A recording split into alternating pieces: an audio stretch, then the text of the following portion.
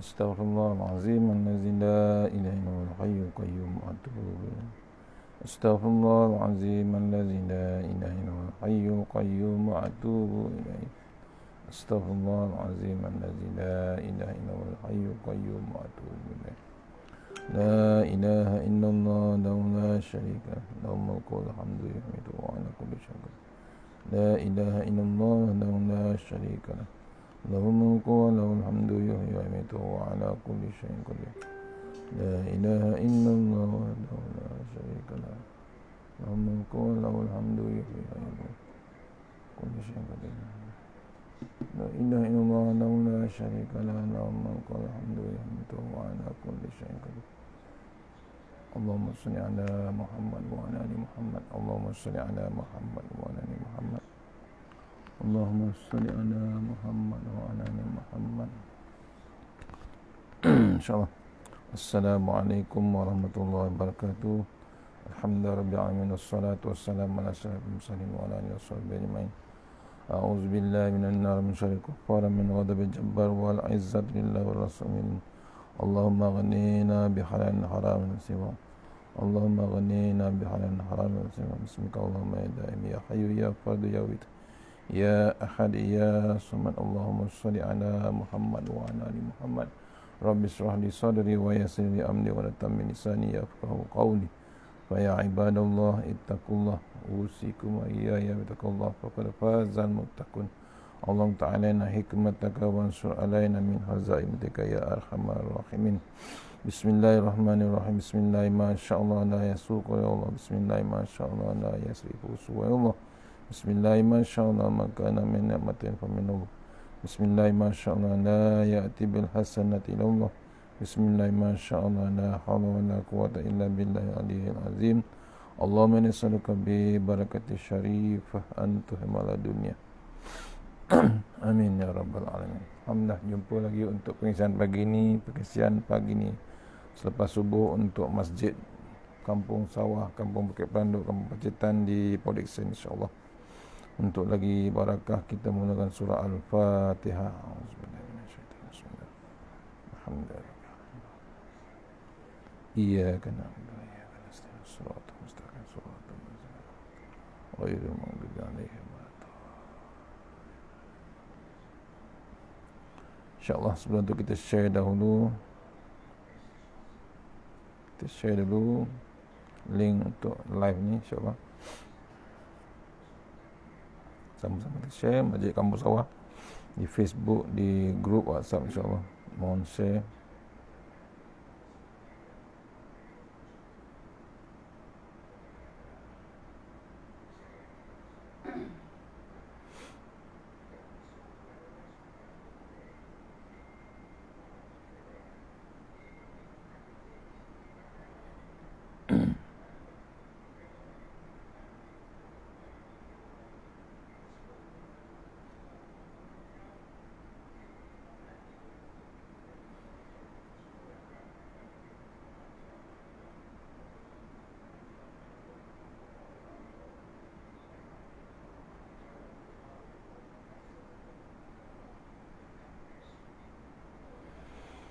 Okey, insyaAllah. Sama-sama kita share.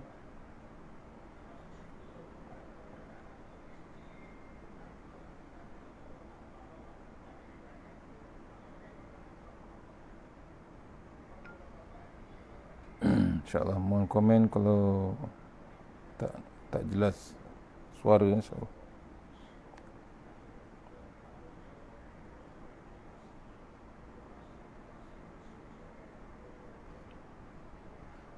Cek ada gambar.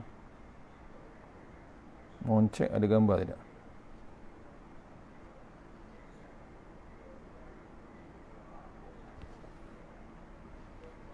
Cek ada gambar. Ada gambar.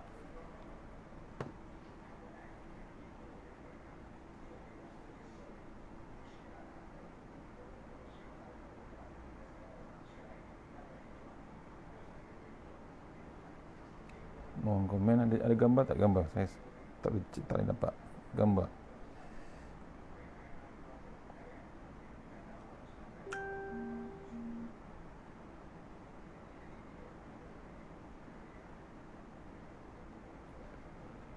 Macam tak ada gambar. Ada gambar?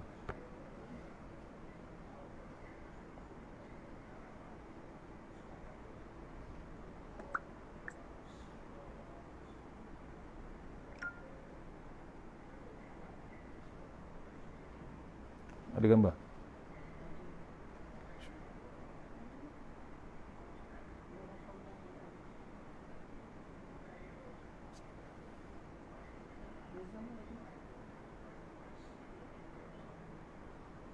Mohon komen ada gambar ke semua, insyaAllah.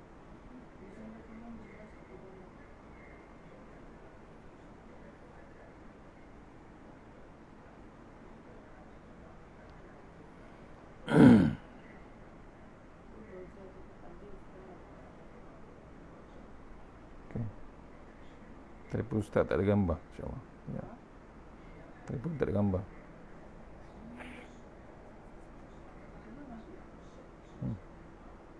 Pilih.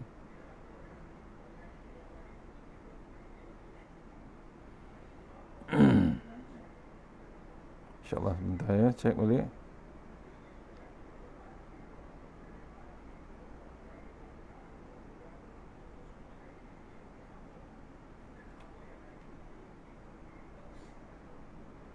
Kulit tak ada gambar.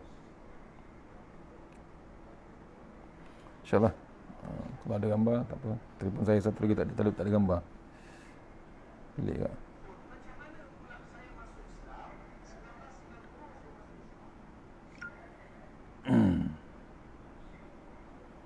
Mohon share, musawah.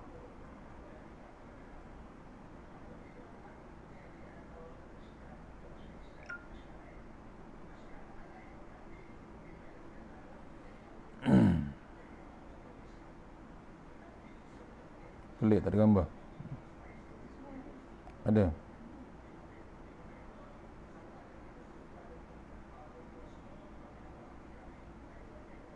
Okay, saya start balik.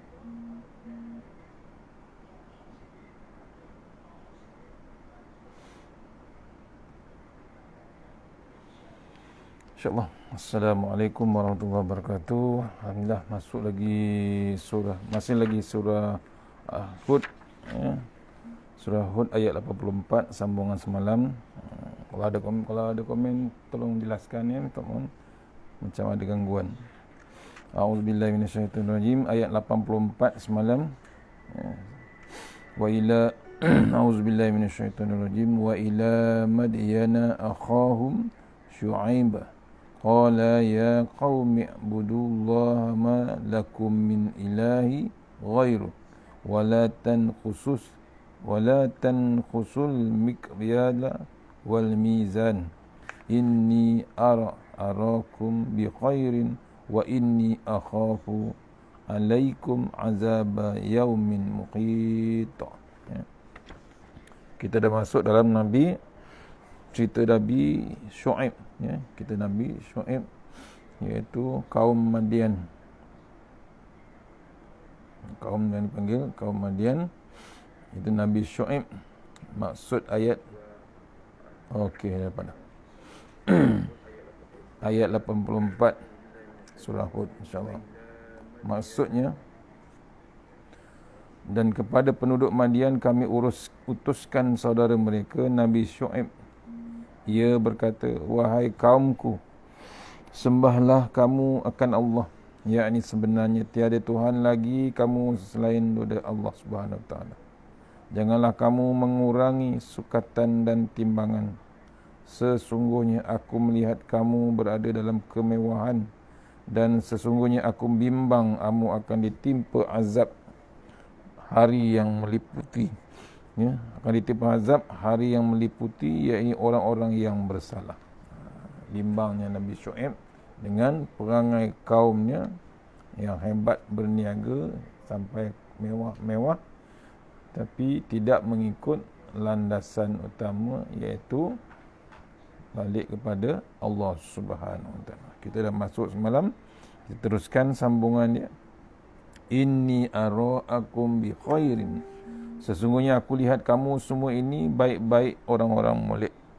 Orang yang molek-molek, orang yang baik-baik dan orang yang molek. Ini cara Nabi Syuaib berdakwah menggunakan cara berlemah lembut. Maknanya, kalau kamu jenis orang cerdik dan intelek, sepatutnya kamu boleh menerima nasihat aku. Kenapalah buat inaya kepada orang dari segi timbangan dan sukatan? Kenapa takkanlah kamu hanya berfikir untuk mengaut keuntungan daripada orang? Walaupun kita hidup dalam keadaan baik, tuan-tuan semua hidup dalam keadaan berpelajaran, tetapi saya hendak menyebutkannya juga sebab saya ini Nabi. Boleh jadi tuan-tuan semua tidak tahu, kerana benda yang hendak saya sebutkan ini semua orang tidak tahu melainkan saya. Dia menasihatkan kaumnya, kaum Madian, ya, orang yang berfikiran bagus, cerdik, berniaga bagus, ada ilmu, tapi sayangnya cuma mengaut keuntungan dengan cara tak cerdik, ya, menipu dalam timbangan berniaga contohnya. Benda ni berlaku dulu lagi, ya. Dulu lagi orang berniaga macam tu, tidak amanah, tidak jujur, mengaut keuntungan, dan berlaku juga pada zaman sekarang. Berlaku juga pada sekarang ni, zaman COVID pun masih lagi berlaku dengan penipuan-penipuan perniagaan tidak mengikut Islam. Banyak berlaku dan hebatnya berlaku sampai menjual daging yang tidak halal. Menipu dengan cop, menipu dengan timbangan, menipu dengan tak tahu sumber mana makanan yang dijual tersebut. Ya, yang hebatnya, yang Islam pun bersekongkol juga. Sanggup terima macam-macam untuk janji perut penuh, mewah, mengaut untung setiap hari, setiap bulan, setiap tahun. Berlaku, Allah tunjukkan zaman COVID. Ini Allah tunjuk. Zaman Nabi Syuaib pun diceritakan juga perangai Allah. Itu yang belum dapat Islam lagi. Yang ni sekarang dah ada Islam. Dah tahu dah Nabi. Dah baca dah alif bata. Dah baca Quran dah. Dah ada dah Quran time. Tapi bab rasuah, bab keuntungan, mengaut keuntungan dalam perniagaan tak berhenti. Degilnya manusia walaupun lama dah bersunat Islam, mengaku Islam. Ni, ya. Cerdik, memang cerdik zaman touchscreen sekarang. Zaman teknologi hebat. Apakah bendanya? Wa inni akhafu alaikum azaba yaumin muhit. Saya bimbang benar, takut-takut ditimpa ke atas kamu semua azab di suatu hari yang melingkungi dan memagari kamu sekalian. Muhitin, ya, muhit, ya. Makna asalnya ialah ihatah, yang bermaksud pagar. Kalau azab itu didatangkan, ibaratnya ia memagar kita, menyebabkan tidak ada jalan untuk melarikan diri.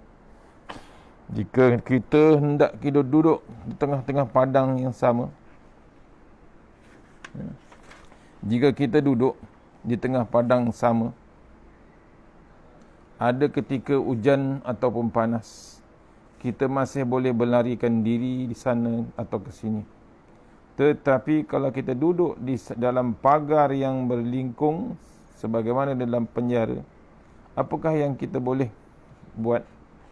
Jadi sebelum azab itu datang, maka saya nasihatkan kamu supaya jangan buat perkara-perkara yang Tuhan marah. Jangan makan mata dacing. Maksudnya jangan salah timbang atau mengurangkan sukatan timbangan. Kalau kita renung ayat ini, nampak jelas wujudnya hubungan antara akidah dan muamalah. Hubungan ini telah berlaku sejak antara berzaman-zaman lagi. Maksudnya penyatuan di antara politik dengan agama bukan bermula di Nabi Muhammad, zaman Nabi Muhammad SAW. tetapi telah bermula di zaman Nabi-Nabi terdahulu. Termasuklah Nabi Syuaib. Para Nabi telah memberitahu kepada umat manusia bahawa apa saja perintah yang datang daripada Tuhan mestilah kita patuhi, termasuklah dalam urusan perniagaan, keuangan dan urusan ekonomi. Islam bukan diikuti secara satu-satu saja. Nak ikut Islam waktu sembahyang, nak ikut Islam waktu Jumaat, nak ikut Islam waktu Hari Raya, nak ikut Islam waktu Ramadan, nak ikut Islam waktu haji. Bukan itu saja. Islam dari bangun tidur ke tidur balik. Itu inna dina indallahil Islam. Bukan sebahagian-sebahagian. Kata Tuan Guru Datuk Ismail Kamus, Islam tu ibarat daripada Allah tanam pokok rambutan, daripada akar pokok sampai ke pucuk pokok. Pokok tu adalah pokok rambutan. Tak ada pokok rambutan tu akarnya pokok toge, batangnya pokok pelam, dahannya pokok langsat, buahnya baru pokok rambutan. Tak ada. Allah tak buat macam tu. Daripada ujung akar sampai ke pucuk pokok rambutan. Islam pun macam tu juga. Walaupun Al-Quran hanya menyebut berkenaan masalah timbangan dan sukatan di zaman dahulu, tetapi ia adalah simbolik kepada masalah keuangan dan ekonomi secara keseluruhan. Maknanya masalah kewangan, timbangan dan ukuran amat bergantung rapat dengan akidah kita. Apakah tujuan kamu mengusahakan perkara ini? Adakah ada perkara lain yang lebih kamu pentingkan selain daripada Allah? Allah ada artinya Allah ada dalam perhatian kamu, dan pada masa sama diri kamu sendiri pun ada dalam perhatian kamu. Ini bererti kamu menduakan Tuhan Allah Ta'ala di suatu pihak dan diri kamu sendiri ke pihak yang lain. Jadi bila kita bertuhankan Allah Ta'ala, maka tidak ada sebab kita boleh mengkhianati orang lain melalui sukatan timbangan. Hasil daripada manusia tidak memahami dasar akidah menyebabkan seseorang itu boleh bertuhankan Allah Ta'ala dan pada masa sama juga bertuhankan nafsunya sendiri. Apabila dia bertuhankan nafsunya sendiri, inilah yang menjadi punca timbulnya pelbagai masalah penyelewengan yang lain. Dalam banyak perkara, dia hanya mementingkan anak buahnya sendiri, orang yang sebulu dengannya. Sebagai contoh, di negara kita ini ada sebuah parti yang bersimbolkan adakah dia menyimbang dengan betul, ya, simbol dacing. Ini zaman Nabi, zaman Tok Guru lah. Adakah dia menimbang dengan betul, ya? Adakah sama timbangan yang digunakan bagi orang yang tidak menyokong dacing, orang yang menyokong, ya, timbangan tersebut? Ketidakadilan mereka dalam urusan pemberian kepada rakyat kelihatan bercanggah dalam ajaran Nabi Muhammad dan bercanggah juga dengan ajaran Nabi Syuaib. Ni zaman Tok Guru, ya. A'udzubillahi minasyaitonirrajim. Wailul lil mutaffifin allazina izal talu 'alan nasi yastawfun wa idza kaluhum aw wanuhum yuhsirun ala yazunnu ulaika annahum mab'usun liyaumin azim. Ya, maknanya ni surah Mutaffifin ayat 1 hingga 5. Kecelakaan bagi orang-orang yang curang dalam timbangan dan sukatan, iaitu mereka yang apabila menerima sukatan, yakni gantang ataupun cupak, zaman dahulu ukuran dia, dari orang lain, mereka mengambil dengan cukup, dan sebaliknya. Apabila mereka menyukat atau menimbang untuk orang lain, mereka kurangi. Tidakkah mereka menyangka bahawa mereka akan dibangkitkan, yakni hidup semula sesudah mati, pada hari kiamat yang amat besar huru-haranya? Surah Al-Mutaffifin ayat 83. Ya? Ayat 1 hingga 5, surah nombor 83. Sebab tu bila kita ada bab timbangan, timbanglah betul-betul, jangan berbelah satu pihak sahaja. Ni ya, bila berpihak satu belah saja, ni untuk guru hentam salah satu pada bab politik, ya, politik yang memihak satu belah saja, tidak dihiraukan antara yang lain. Tuhan berkata, wailul lil mutaffifin, aku cadangkan sebuah neraka bagi mutaffif. Apakah sifat orang mutaffif? Tuhan sendiri yang menyebutnya. Allazina izaktalu 'alan nasi yastawfun. Orang mutaffif ialah apabila mereka menimbang barang untuk mereka, mereka timbang dengan sukatan yang penuh. Wa iza kaluhum aw wazanuhum yukhsirun. Apabila mereka sukat barang mereka untuk orang lain, mereka perugikan, kurangkan. Ia tidak adil dalam timbangan. Kalau orang yang sebulu, orang yang sama, orang yang kerabat mereka, mereka akan sukatnya dengan betul. Tetapi kalau tidak sebulu, mereka kurangkan sukatan. Oleh itu, untuk menghilangkan semangat besar, berat sebelah dan semangat pilih bulu ini, maka Tuhan mengingatkan mereka, ala yazunnu ulaika annahum mab'usun. Ya. Mereka tidak menyangka, adakah mereka tidak menyangka bahawa mereka itu akan dihidupkan balik di akhirat kelak. Tu maksudnya dulu zaman Tok Guru, ada parti yang masih seberat sebelah, tidak menghiraukan parti yang sebelah lagi.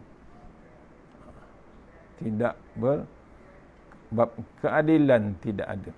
Siapa yang menyokong ditimbangnya betul. Siapa yang tak menyokong tak ditimbang betul.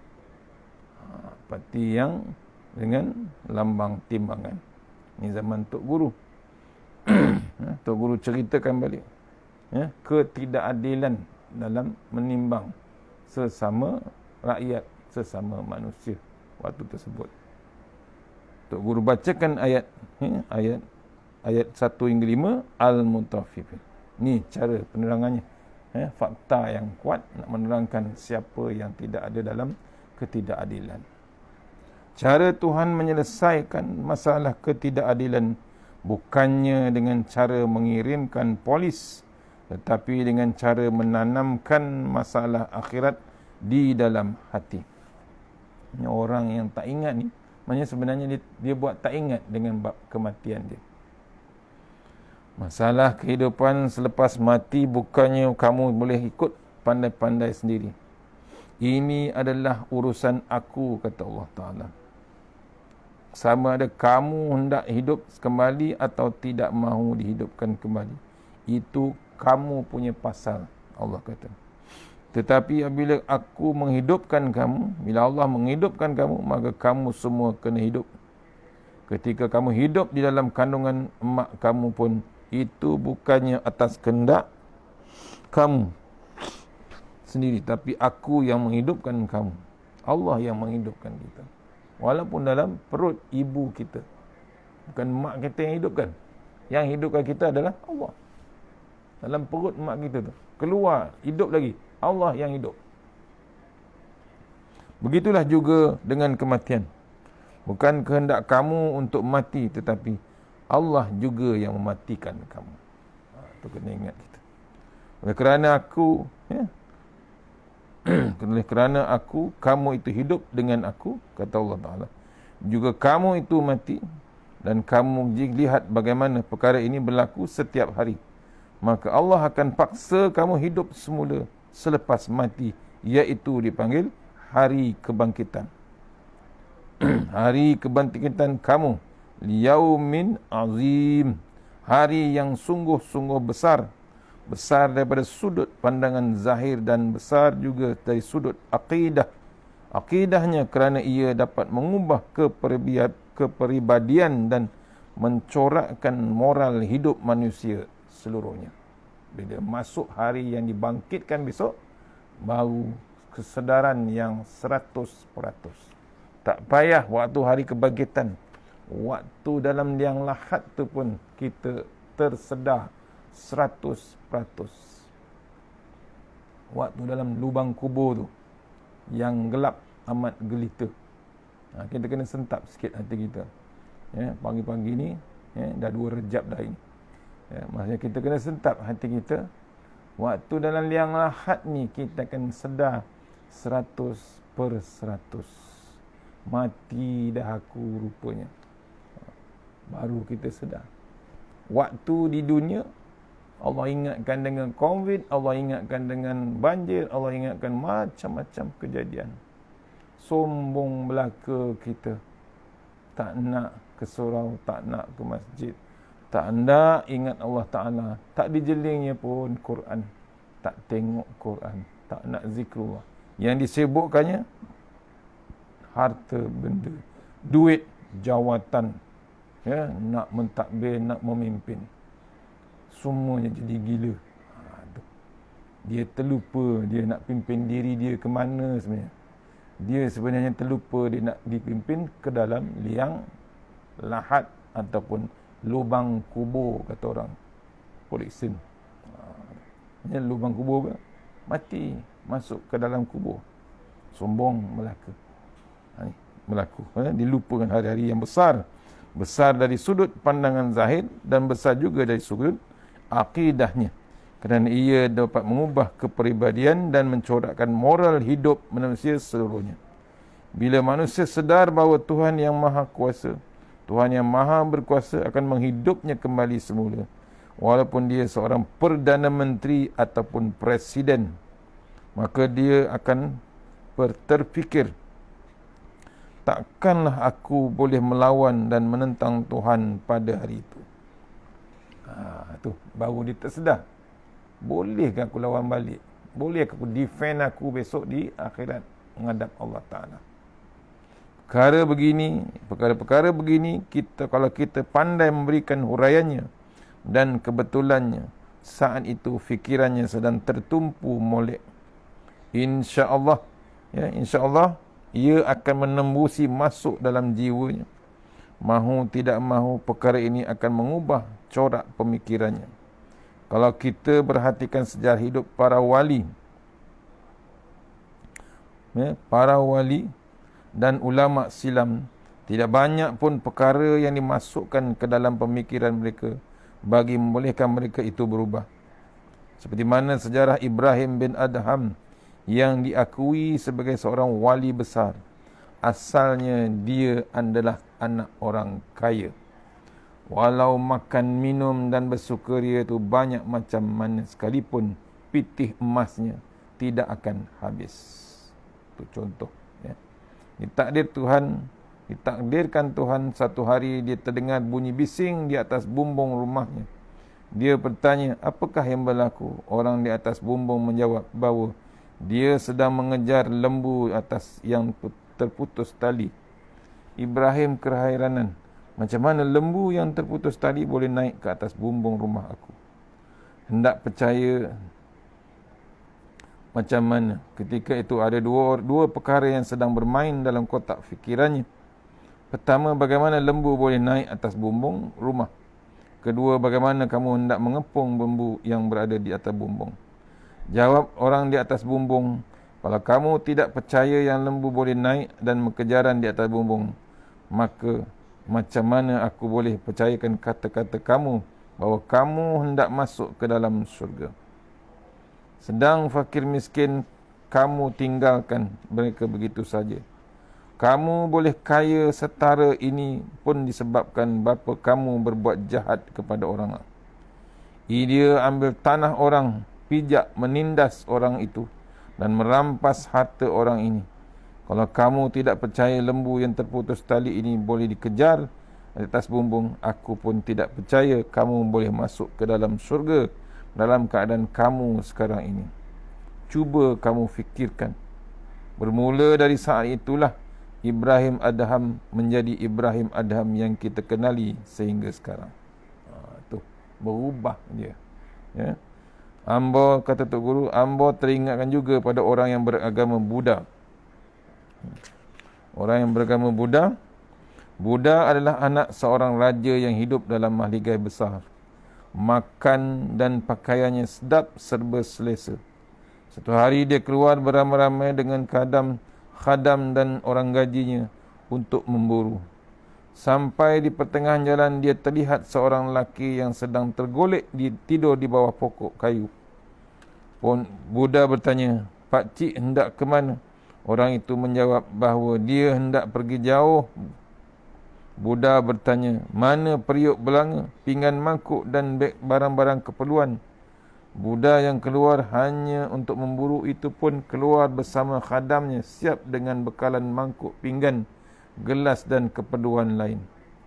Lelaki itu bertanya kembali kepada Buddha, "Untuk apa cawan? Jika hendak minum air, saya akan mencedoknya dengan tapak tangan saya.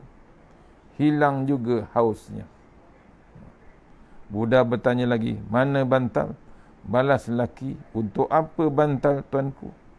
Letakkan kepala di atas labu lengan ataupun otot lengan pun boleh tidur juga." Soal Buddha lagi, "Mana tilam? Tuanku longgokkan pasir sebagai alas. Sedap selesa juga dibuat tidur." Balas lelaki itu lagi. Buddha terfikir, "Sungguh juga," kata orang ini, "walaupun susah dia tetap boleh hidup serupa aku dan kelihatan sihat." Akhirnya dia berubah sehingga dijadikan Tuhan oleh para pengikutnya.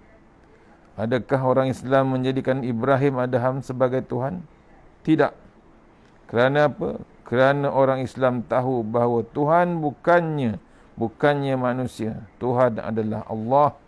Dialah yang membuka pintu hati Ibrahim Adham. Kenapa hendak menyembah Ibrahim Adham? Lebih baik sembah Tuhan yang Maha Berkuasa. Kalaulah orang itu dijadikan sebagai Tuhan disebabkan perangai moleknya, walaupun dahulunya hodoh, maka ramailah wali-wali dalam Islam yang para penganut Buddha boleh dijadikan mereka sebagai Tuhan. Sebab itulah dalam Islam Tuhan hanyalah Allah dan nabinya adalah Muhammad sallallahu alaihi wasallam. Tidak ada seruan ya Ibrahim Adham, tidak ada ya Abdul Qadir Jalani, tidak ada ya Bishri Al-Hafi.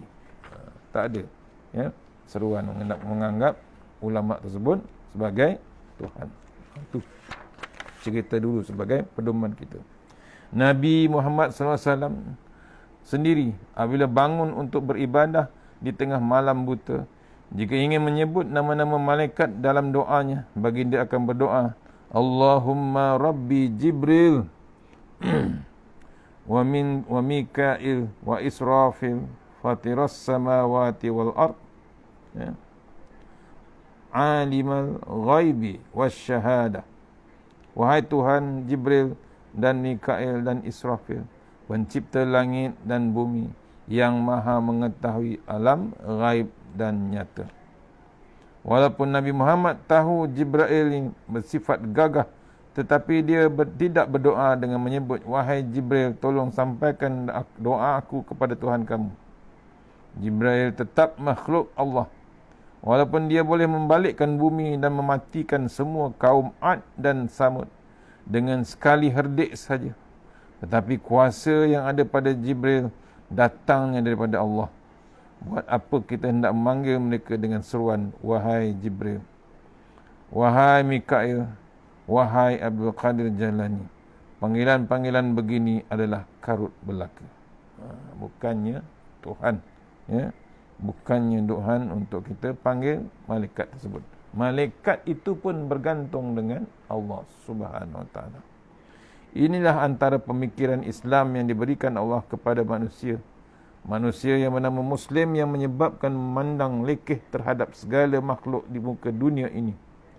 Poster-poster yang dijual di kedai-kedai yang tertulis kalimah Ya Allah, Ya Muhammad, Ya Ali, Ya Abu Bakar, Ya Umar.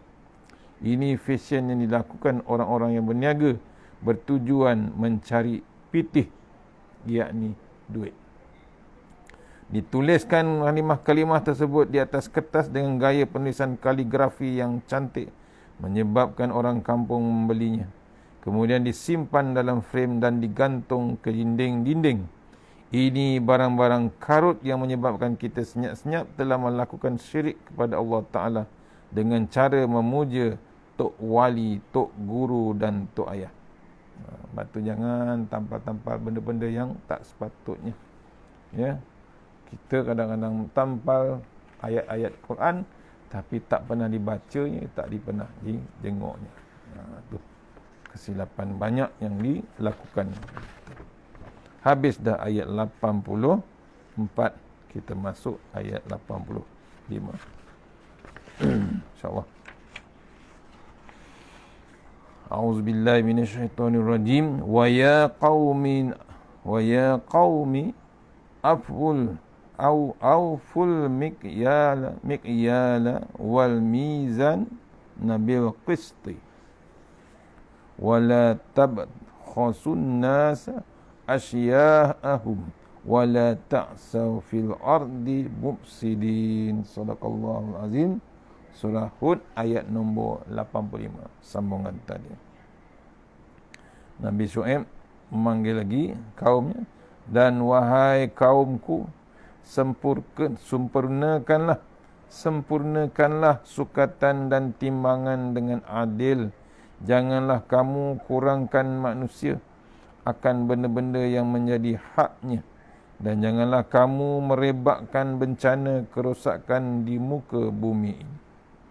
Ayat 85 surah Hud. Masih lagi Nabi Syuaib menyeru pada kaumnya, jangan kurangi dalam bab timbangan meniaga. Sempurnakanlah sukatan meniaga. Jangan kamu kurangkan manusia antarkan akan dengan hak-haknya. Maksudnya hak pembeli ada haknya. Hak penjual dengan hak pembeli ada sama-sama haknya. Kita menipu, tidak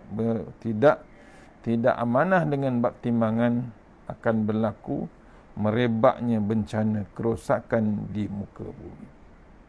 Bukan satu tempatnya, seluruh. Merosakkan ekonomi.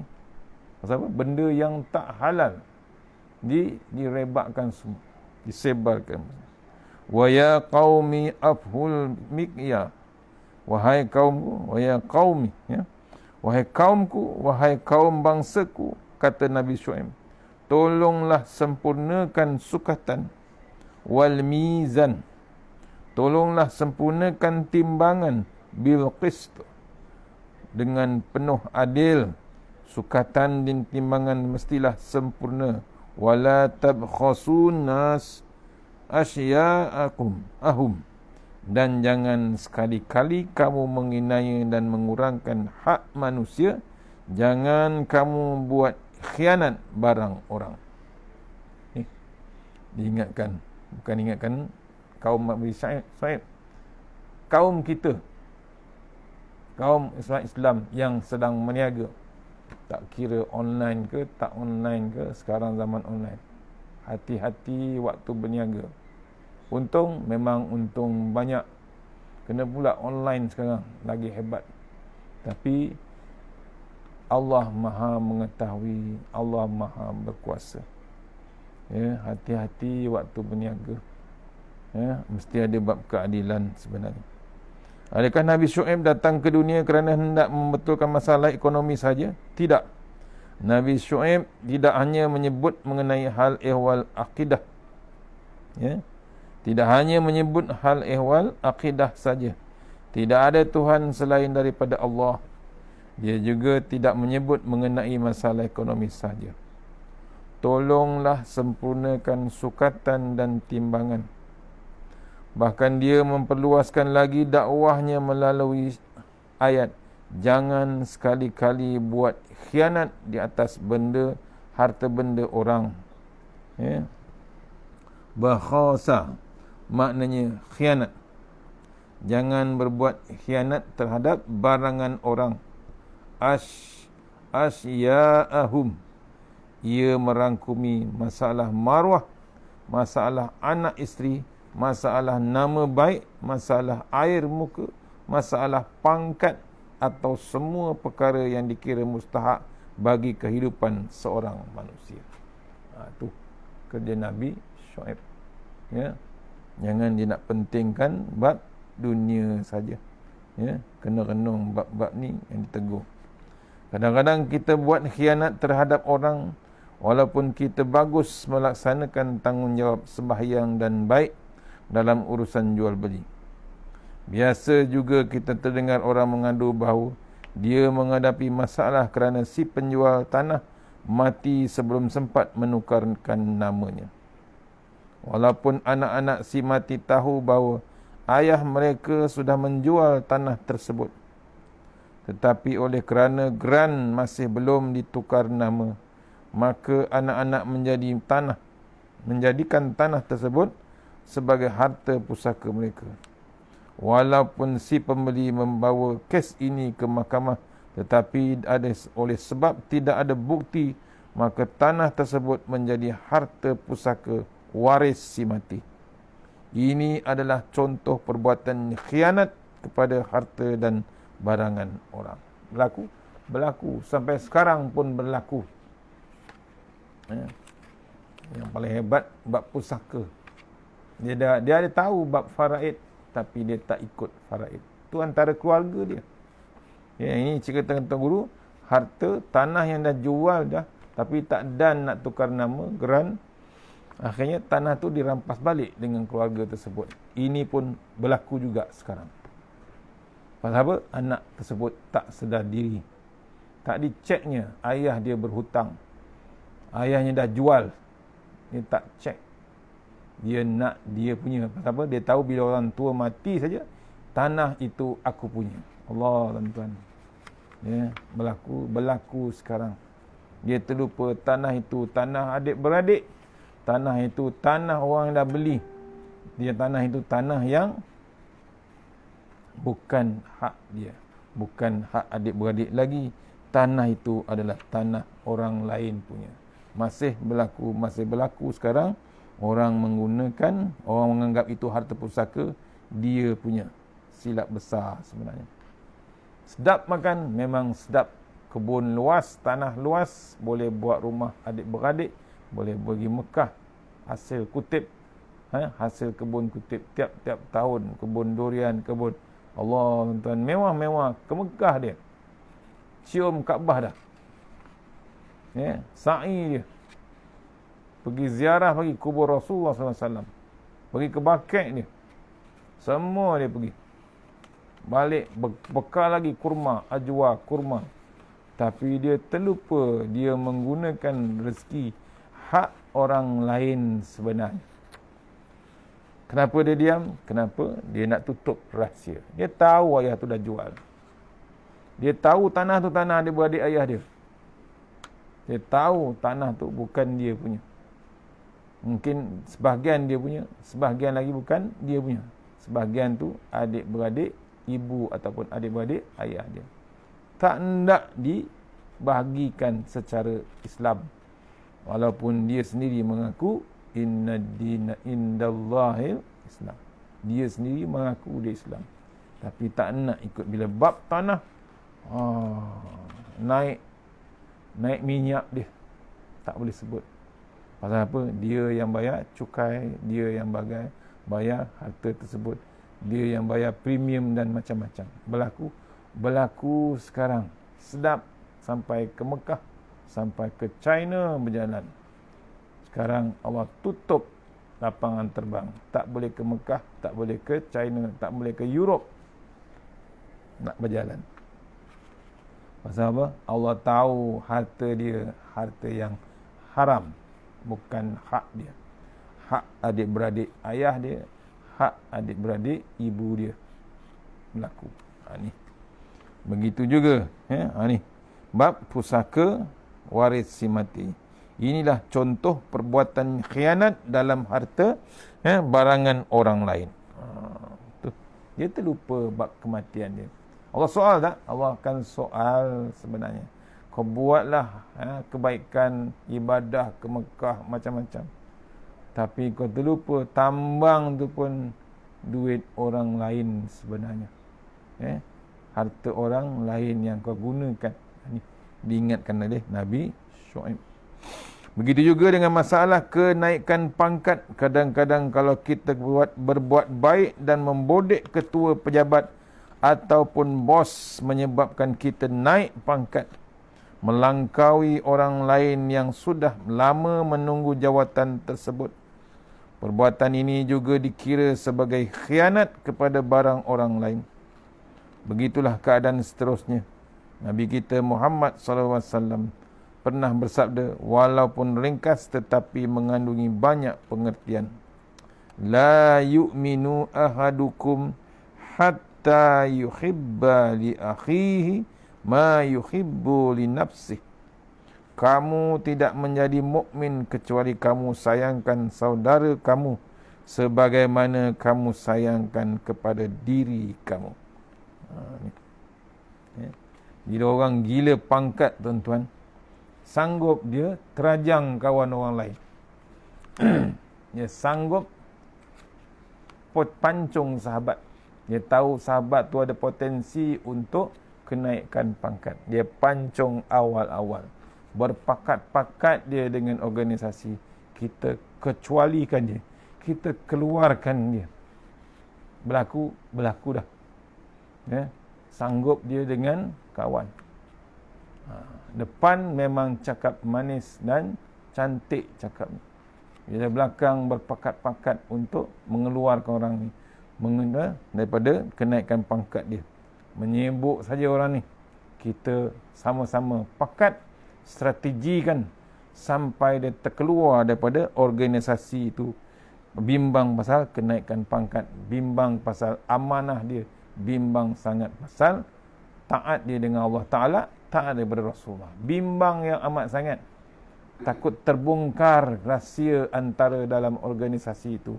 Akhirnya dia dapat mengeluarkan sahabat ataupun rakan sepejabat, bimbang dengan kenaikan pangkat. Kena pula sahabat takut dengan Allah Ta'ala, lagi dia bimbang. Berlaku tak? Berlaku. Ini yang berlaku dalam bab yang kata Tok Guru, bab masalah kenaikan pangkat. Suka dia bila orang tu terkeluar, suka.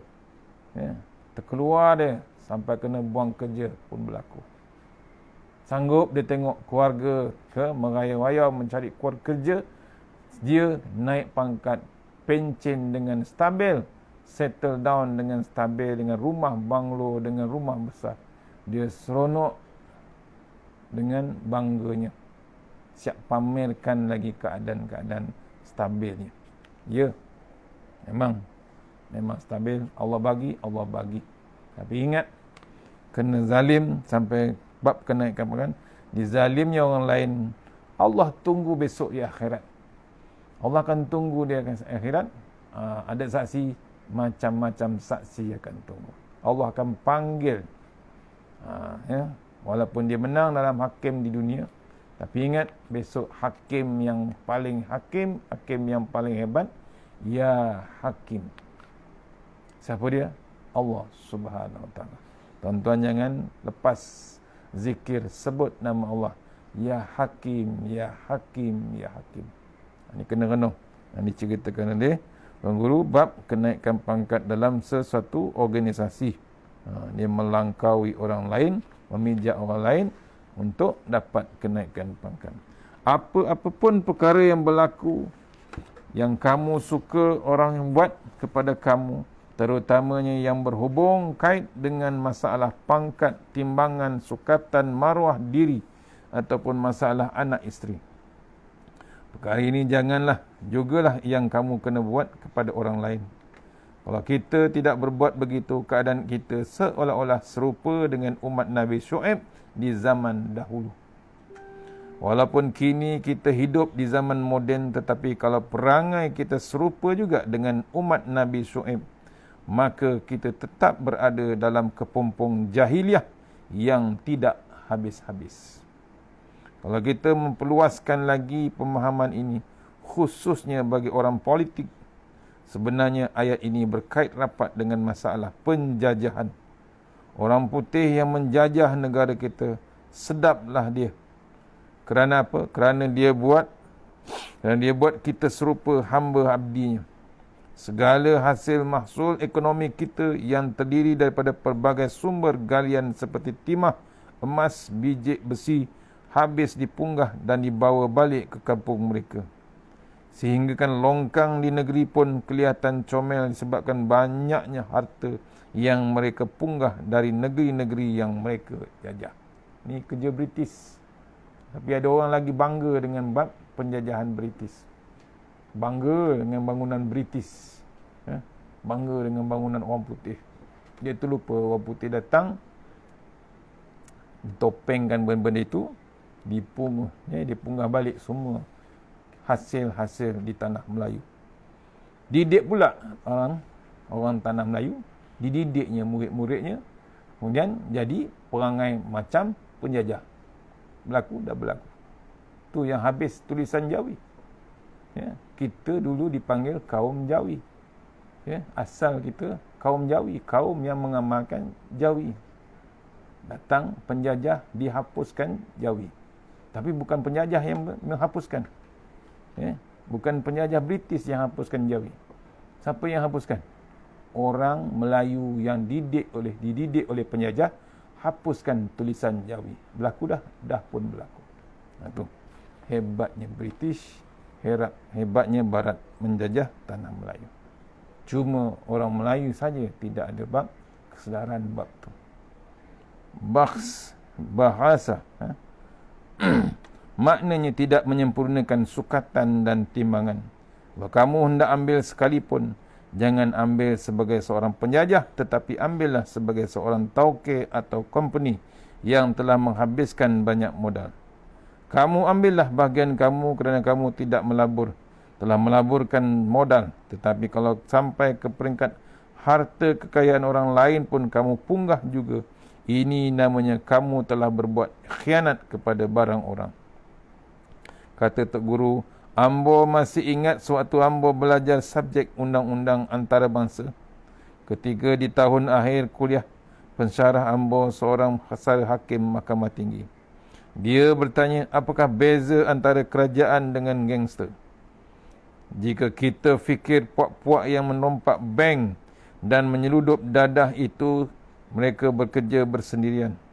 Sebenarnya mereka juga mempunyai peraturan disiplin, majlis bermesyuarat dan kabinet menterinya sendiri. Akhirnya kumpulan gangster ini berjaya membentuk gerakan mereka sendiri yang dipanggil sebagai daulah fi daulah. State within state. Kata orang putih dia. Negeri dalam negeri. Ini bermakna dalam negeri berkerajaan yang memerintah, terdapat juga pemerintahan gangster yang memerintah kawasan mereka masing-masing. Jadi apakah perbezaan antara kerajaan dengan gangster? Perbezaan pertama, gangster tidak ada bendera. Ketua gangster berjalan tanpa bendera. Di kawasan tempat dia memerintah pun tidak dipasangkan bendera. Sebaliknya, sebuah kerajaan mempunyai benderanya yang rasmi. Kedua, gangster merebut harta untuk dirinya sahaja. Sementara kerajaan pula menjaga harta untuk rakyat.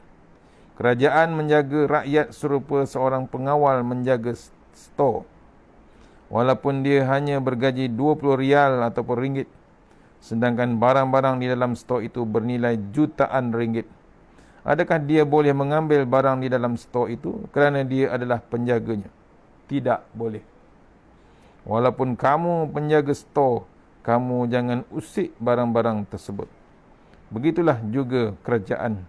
Walaupun kerajaan yang memerintah diamanahkan menjaga barang rakyat, dia tetap tidak boleh mengambil balak walau sekerat sekalipun.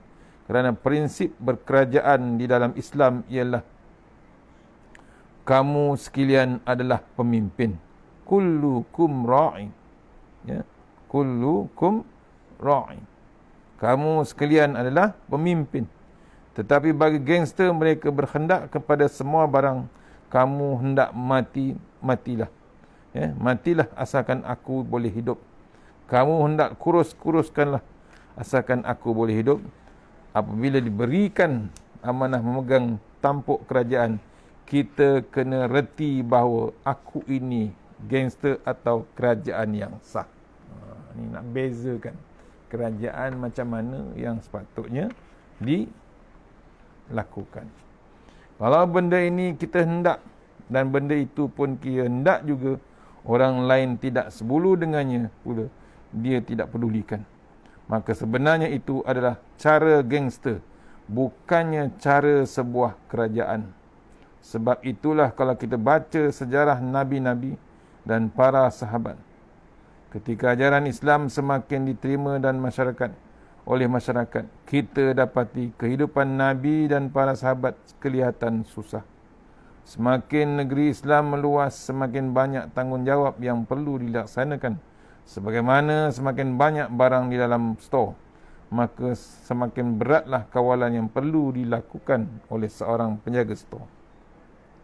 Wala ta'saw fil ardi mufsidin. Janganlah sekali-kali kamu buat kacau dan buat kerosakan di muka bumi. Ada empat perkara yang diingatkan oleh Nabi Syuaib kepada kaumnya. Pertama, masalah tauhid. Kedua, masalah ekonomi. Ketiganya, jangan buat khianat. Dan keempat, jangan buat sembarang benda yang menimbulkan kerosakan orang ramai. Ta'saw maknanya rosak, mufsidin pun maknanya rosak. Ini pesanan pada Nabi Syuaib untuk kaumnya, untuk kita juga sebenarnya. Kamu jangan membuat kerosakan dengan sengaja. Kalau berlaku kerosakan tanpa disengajakan, itu masalah yang lain. Islam menghukum bersalah ke atas seorang itu melakukan kesalahan dengan sengaja kerana dia melakukannya dengan niat. Suatu keburukan itu jangan sengaja dilakukan dengan ikhtiarnya sendiri. Tetapi kalau kamu melakukannya kerana terlupa atau tersalah, maka Islam tidak menghukumkannya salah. Kalau perbuatan itu melibatkan harta benda orang, itu masalah lain. Bolehlah bertaubat, beristighfar dan minta maaf atas kesalahan yang tidak disengajakan itu. Itu hebatnya Islam dengan manusia yang mentadbir secara keseluruhannya. Daripada bangun tidur sampai tidur balik. Ni sampai lagi bab meniaga pun Allah dijadikan yang mula-mula sekali untuk kita jadi rujukan. Tak ada Allah Ta'ala, tak jadi apa. Allah mesti pertama di depan, tak kira kita bekerja ataupun berniaga. Itu yang disampaikan oleh Nabi Syuaib tentang kaumnya, dan mengingatkan kita, berniagalah cara elok-elok. Jangan kita berniaga sampai ke tahap, sampai ke level dipanggil haram. Bimbang kita dengan bab yang haram. Bab tu ayat yang seterusnya yang maksudnya, limpah kurnia Allah kepada kamu lebih baik bagi kamu daripada kamu ambil yang secara haram. Jika betul kamu orang-orang yang beriman, dan aku bukanlah orang yang menjaga dan mengawas perbuatan kamu. Maksudnya ayat seterusnya kita akan sambung petang ni, mengingat kita orang yang betul-betul beriman, dia takkan ambil yang haram. Dia tetap cari jalan untuk yang halal. InsyaAllah. Mudah-mudahan kita pun ikut. Jangan kita tak ikut. Wajib kita ikut. Cari yang halal. Jangan ambil yang haram. Walaupun berniaga, walaupun makan.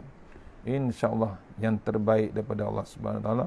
Kita akan sambung ayat 86 petang ni insyaAllah di surau Al-Kahfi, Taman Selasih Lukut.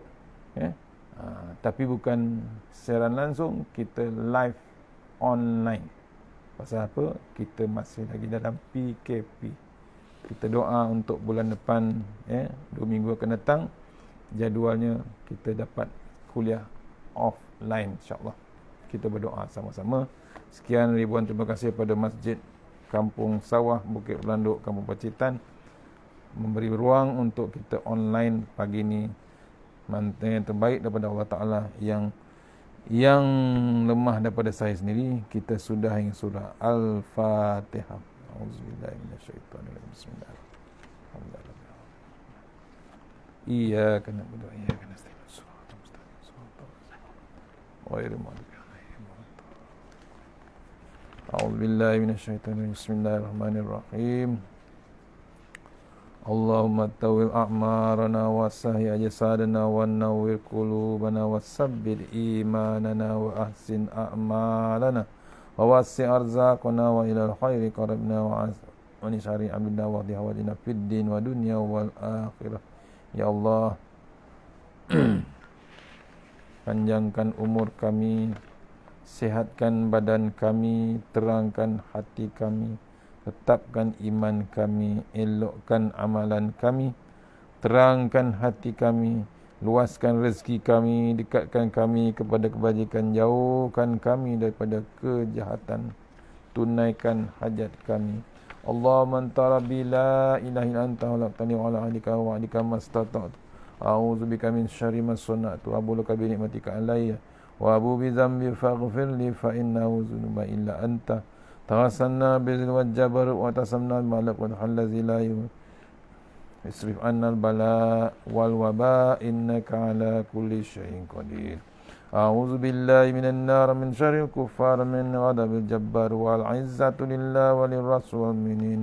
Allahumma ghnina bi halalin haramik wa bi fansi bismika Allahumma ya daim ya hayyu ya fardu ya witr ya ahad ya samad. Allahumma salli ala Muhammad wa ala ali Muhammad. Subhanallahil aliyyil dayyan, subhanallah syadidil arkan, subhana man yazhabu bil laili wa yati bin nahar, subhana man la yushghiluhu sya'nu an sya'an, subhanallahil hannani mannan, subhanallahil musabbahi fi kulli makan. Bismillahirrahmanirrahim. Bismillahi khairil asma. Bismillahilladzi la yadurru ma ismihi adza. Bismillahil kafi. Bismillahil mu'afi. Bismillahilladzi la yadurru ma ismihi syai'un fil ard wala fis samaa'i wa samiul alim. Bismillahi ala nafsi wa dini. Bismillahi ala ahli wa mali. Bismillahi ala kulli syai'in a'tani rabbi. Allahu akbar. Allahu akbar. Allahu Rabbi la usyriku bihi syai'an nazzajaruka wa jalla tanaruka wa taqaddasat asma'uka wa la ilaha ghairuk. Allahumma inna a'udzubika min syarri kulli jabbarin anid wa a'udzubika min syarri kulli syaitanin marid wa min syarri qada'is su wa min syarri kulli dabbah anta akhizun binasiyatiha inna rabbi ala siratim mustaqim. Rabbana atina fid dunya hasanah wa fil hasanah wa qina azabannar wa qina azabannar wa qina azabannar. Bismillahirrahmanirrahim. Bismillahi ma sya'allah la yasuqu ya Allah. Bismillahi ma sya'allah la yasrifu suwa ila Allah. Bismillahi ma sya'allah ma kana min ni'matin fa min Allah. Bismillahi ma sya'allah la ya'ti bil hasanati illa Allah. Bismillahi ma sya'allah la hawla wa la quwata illa billahil aliyyil azim. Bismillahirrahmanirrahim. Laqad ja'akum rasulun min anfusikum azizun 'alaihi ma anittum harisun 'alaikum bil mu'minina raufur rahim. Fa in tawallaw faqul hasbiyallahu la ilaha illa huwa alayhi tawakkaltu wa rabbul 'arsyil azim. Wa may yattaqillaha yaj'al lahu makhraja wa yarzuqhu min haitsu la yahtasib wa may yatawakkal 'alallahi fa huwa hasbuh innallaha balighu qad ja'ala Allahu likulli syai'in qadira. Bismillahilladzi la yadurru ma'a ismihi syai'un fil ardi wa la fis samaa'i wa huwas samii'ul 'aliim. Hasbunallahu wa ni'mal wakeel, ni'mal maulana wa ni'man nasir. Wa la haula wa la quwwata illa billahil 'aliyyil 'azim. Hasbunallah wa ni'mal wakil, ni'mal maulana wa ni'man nasir. Wa la hawla wa la quwwata illa billahil aliyyil azim. Hasbunallah wa ni'mal wakil, ni'mal maulana wa ni'man nasir. Wa la hawla wa la quwwata illa billahil aliyyil ربنا آتنا في الدنيا حسنة وفي حسنة وقنا عذاب النار وصلى الله على سيدنا محمد وعلى آله وصحبه وسلم سبحان ربك رب العزة عما يصفون والسلام على المرسلين والحمد لله رب العالمين. InsyaAllah terima kasih kepada Masjid Kampung Sawah, Kampung Bukit Banduk dan Kampung Pacitan. InsyaAllah jumpa lagi untuk offline. Mohon kita doa sama-sama insyaAllah. Assalamualaikum. Jumpa lagi. Kalau okey, kita jumpa waktu duha nanti insyaAllah. Assalamualaikum warahmatullahi.